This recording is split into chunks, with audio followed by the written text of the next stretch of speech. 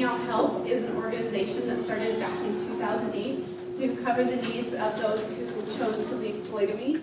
Elissa was formerly in one of these organizations, and she came out and was the one that brought the charges against Warren Jeffs, and her story is just amazing and heart-touching. And she also, like I said, is an author. She wrote a book called Stolen Innocence that covers the stretch of the story, and just wow, it's just wow.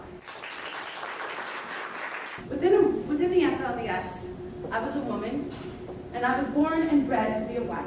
In the middle of the night, I left everything I knew, every person I loved, and I walked out into a world that I knew nothing about. Over the next 10 years, from leaving, was the most excruciating but exciting thing I have ever experienced.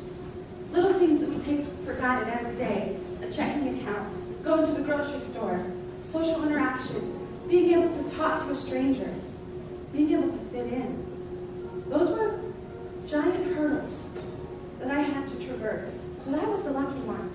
I got out.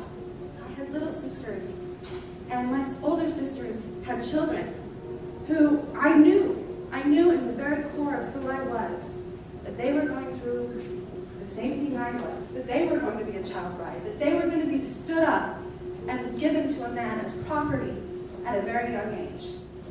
I was lucky enough to come across an amazing foundation that was beginning to build infrastructures that are necessary for the people like myself who was leaving.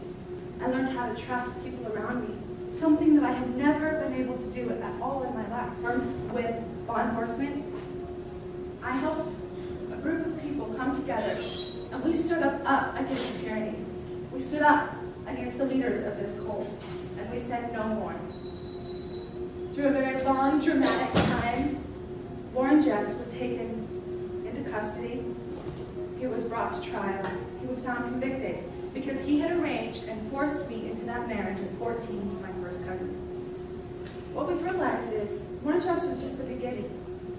Now we get to free the people of the mental shackles, but we've only just begun.